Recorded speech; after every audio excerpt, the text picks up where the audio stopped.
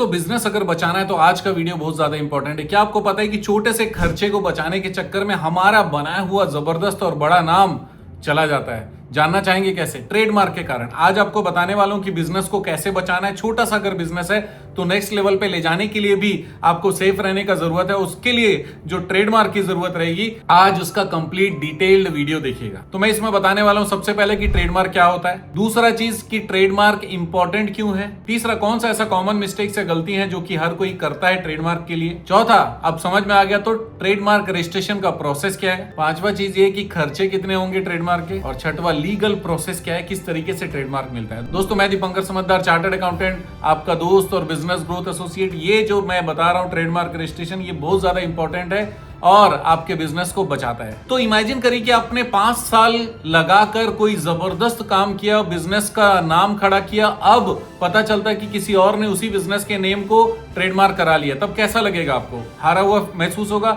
इतना खर्चा करके वो ब्रांड बनाया, नाम बनाया और गुडविल बनाया और कोई और लेकर चले गया, सिर्फ किस लिए कि ट्रेडमार्क आपने समय पर नहीं कराया था। तो सबसे पहला चीज समझते कि ट्रेडमार्क होता क्या है। ट्रेडमार्क है आपके बिजनेस की आइडेंटिटी का रजिस्ट्रेशन। क्या है? आपके बिजनेस की आइडेंटिटी का रजिस्ट्रेशन है। अगर आपने आइडेंटिटी है तो और रजिस्ट्रेशन नहीं कराया तो गलत हो जाएगा। अगर हम पैदा हुए हैं तो बर्थ सर्टिफिकेट रहता है जिसमें नाम रहता है, नाम रजिस्टर्ड रहता है, तब पता चलता है कि हाँ भाई इस बच्चे का ये नाम है। उसी तरीके से बिजनेस का भी नाम रजिस्टर्ड होना जरूरी है ताकि कोई सेम नाम न रख पाए। तो फिर बिजनेस आइडेंटिटी में कौन कौन सी चीज आ सकती है? सबसे पहला बिजनेस का नाम, दूसरा ब्रांड नेम, तीसरा लोगो, इसके अलावा टैगलाइन भी हो सकता है, इसके अलावा प्रोडक्ट का भी नाम हो सकता है जैसे सर्फ, इसके अलावा सिंबल हो सकता है जैसे नाइकी में राइट का साइन है, इसके अलावा कोई साउंड भी हो सकता है, कोई म्यूजिक हो सकता है जो किसी ब्रांड से कनेक्टेड हो। फॉर एग्जांपल एप्पल का लोगो ट्रेडमार्क है, नाइकी का भी जस्ट डू इट लिखा जो रहता है वो उसका टैगलाइन है, अमूल का नाम अपने आप में रजिस्टर्ड है और उसी तरीके से टाटा नाम भी ब्रांड है। इसका मतलब है कि ये सब की आइडेंटिटी प्रोटेक्टेड है, कोई और कॉपी नहीं कर सकता। अब दूसरे स्टेप पे आते हैं कि ट्रेडमार्क इंपॉर्टेंट क्यों है। सबसे पहला चीज है कि ट्रेडमार्क इंपॉर्टेंट है ब्रांड का प्रोटेक्शन करने के लिए। आपने ब्रांड बनाया, उस पर खर्चा किया, उस पर काफी सारे प्रोग्राम्स किए,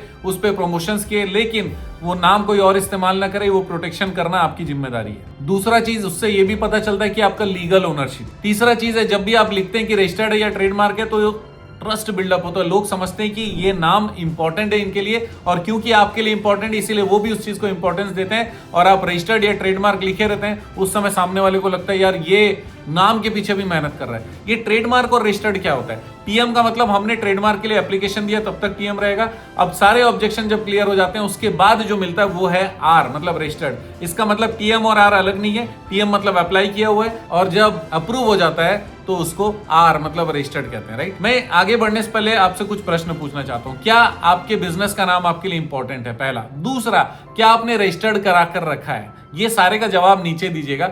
तीसरा, फिर से बोलूं, आपके बिजनेस का नाम क्या है? क्या आपने अपने बिजनेस के नाम या फिर कोई स्पेसिफिक प्रोडक्ट या सर्विस जो आप प्रोवाइड करते हो जिसके ऊपर आपको गर्व है और आप उसकी ब्रांडिंग करते हो, क्या आपने उसको रजिस्टर्ड करा कर रखा है? और तीसरा चीज, क्या आपको जीएसटी का रजिस्ट्रेशन और ट्रेडमार्क का रजिस्ट्रेशन सेम लगता है क्या? आंसर जरूर दीजिएगा नीचे कमेंट में। तो दोस्तों आगे बढ़ते। तो मैंने ये कहा कि पहला इंपॉर्टेंट है ब्रांड प्रोटेक्शन के लिए, दूसरा लीगल ओनरशिप के लिए, तीसरा ट्रस्ट बिल्ड के लिए, और चौथा बहुत इंपॉर्टेंट चीज है दोस्तों, फ्रेंचाइज जब आप देने जाओगे तो आपका रजिस्टर्ड नहीं रहा तो उस चीज की फ्रेंचाइज आप नहीं दे पाओगे, क्योंकि आप फ्रेंचाइज दोगे तो तब कोई भी जिसको लगा कि यार ये सही तो है लेकिन क्योंकि ये रजिस्टर्ड नहीं कराया तो मैं कॉपी कर लेता हूं, तो आपका फ्रेंचाइज फेल हो जाएगा पहले स्टेप में। इसीलिए फ्रेंचाइज के लिए भी इंपॉर्टेंट है ट्रेडमार्क किया हुआ है। और पांचवा चीज है ऑनलाइन प्रोटेक्शन भी होता है, क्योंकि जब आप ट्रेडमार्क का रजिस्ट्रेशन करा कर रखते हो तो फिर कोई व्यक्ति उस नाम से कंपनी भी नहीं बना पाता, क्योंकि जब भी कंपनी कोई बनाने जाता है तो उस समय भी ट्रेडमार्क को भी चेक किया जाता है कि सेम नाम से तो नहीं है कोई ट्रेडमार्क जिसके नाम से ये कंपनी बनाना चाहता है और दूसरे का नाम का फायदा उठाना चाहता है। तो ऑनलाइन में भी कोई जाकर देखेगा तो आप दिखेंगे, इसका मतलब ऑनलाइन प्रोटेक्शन भी है, इसीलिए ट्रेडमार्क इंपॉर्टेंट है। एक एग्जांपल देता हूं, जैसे कई साल से शर्मा स्वीट्स करके एक है जो बहुत अच्छा काम कर रहे हैं, उन्होंने 8-10 दुकानें बना ली लेकिन रजिस्टर्ड नहीं कराया। अब शर्मा स्वीट्स कोई और भी अगर लगा ले तो फिर कोई कुछ कर नहीं सकता, क्योंकि शर्मा तो शर्मा है और पूरे भारत में लाखों करोड़ों शर्मा है। इसका मतलब ये कि आप जीत ही नहीं सकते जब तक आपने रजिस्ट्रेशन नहीं कराया। तो आप समझते हैं कि लोग कॉमन मिस्टेक्स क्या क्या करते हैं। सबसे पहला मिस्टेक ये है कि डोमेन तो खरीद लिया www.sharmasweets.com, लेकिन ट्रेडमार्क नहीं कराया। दूसरा मिस्टेक ये है कि जीएसटी रजिस्ट्रेशन कराया तो ऐसा सोच लिया कि भैया हमने ब्रांड का रजिस्ट्रेशन करा लिया। दोस्तों, जीएसटी और ट्रेडमार्क का रजिस्ट्रेशन दोनों अलग चीज है। तीसरा मिस्टेक ये है कि लोगो तो बना लिया लेकिन लोगों को रजिस्टर्ड नहीं कराया। और चौथा मिस्टेक ये है, मिस्टेक भी है, पाप भी हो सकता है कई बार, कि आपने दूसरों के जैसा नाम रखा। अनजाने में रखा तब तो मिस्टेक है, लेकिन जानबूझकर उसके नाम के जैसा रखा तो पाप है। और ये पाप तभी कर सकता है जब आप रजिस्टर्ड करा लो और आपको रजिस्ट्रेशन का सर्टिफिकेट मिल जावे। अब जानते हैं ट्रेडमार्क रजिस्ट्रेशन का प्रोसेस क्या है। सबसे पहला स्टेप है, ब्रांड नेम को सर्च किया जाता है अलग अलग कैटेगरी में। उस सारे कैटेगरीज में चेक किया जाता है कि जो ब्रांड नेम आप चाहते हो वैसा सिमिलर या सेम है तो नहीं। दूसरा इंपॉर्टेंट स्टेप है, क्लास चेक किया जाता है। ट्रेडमार्क में 45 क्लासेस हैं, जैसे क्लोथिंग हो गया, फूड हो गया, मेडिसिन हो गया, इस तरीके से अलग अलग क्लास है। आप जिस टाइप का प्रोडक्ट या सर्विसेज में हैं उस क्लास में जाकर देखना पड़ेगा और उससे कनेक्टेड जो क्लास होगा उसको भी चेक करना पड़ेगा।